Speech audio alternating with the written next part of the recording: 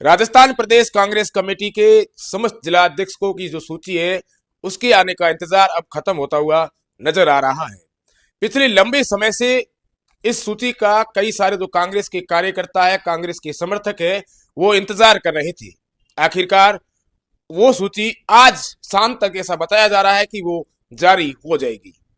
हम आज आपको बताएंगे कि आखिर जैसलमेर से जिलाध्यक्ष पद को लेकर प्रमुख नाम है वो कौन है, जो जिलाध्यक्ष की ताजपोशी में जो जिलाध्यक्ष की कुर्सी है वो संभालने का काम करेंगे।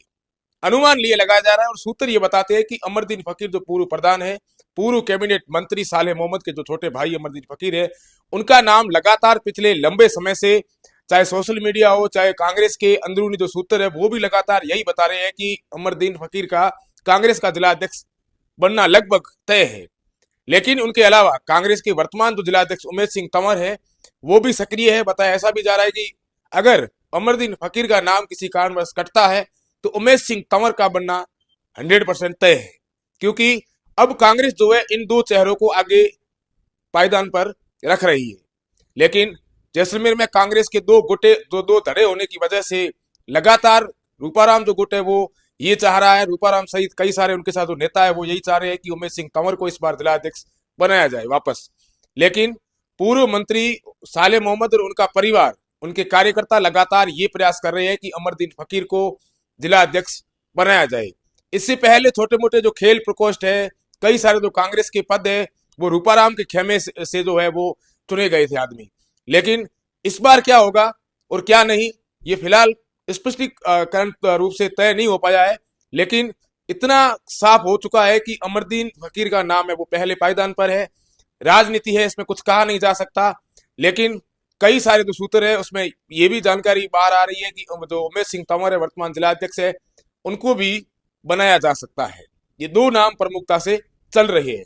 लेकिन जिस तरीके से बाड़मेर की ओर खबरें आ रही है उसमें लक्ष्मण गोदारा का नाम जो है वो प्रमुख केंद्र बना हुआ है, क्योंकि लक्ष्मण गोदारा को अध्यक्ष बनाने के लिए बैतूल से विधायक हरीश चौधरी जो है वो लगातार ये प्रयास कर रहे हैं कि किसी न किसी प्रकार से लक्ष्मण गोदारा को अध्यक्ष बनाया जाए।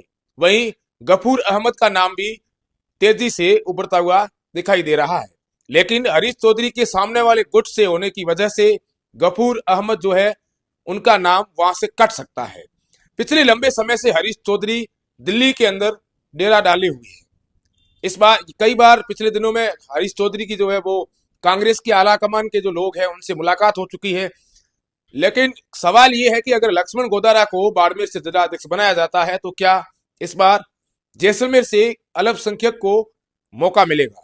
अगर अल्पसंख्यक को मौका मिलता है तो अमरदीन फकीर का नाम लगभग तय माना जा रहा है। लेकिन कई सूत्र जो है वो ये भी बता रहे हैं कि मुराद फकीर, क्योंकि दोनों गुट आपस में खेमे में विरोध होने की वजह से, विरोधी होने की वजह से हो सकता है अमरदीन फकीर का नाम कट जाए और मुराद फकीर, जानब भैया, उसके अलावा कई सारे जो लोग हैं अल्पसंख्यक जो नेता है उनका नाम सामने आ सकता है।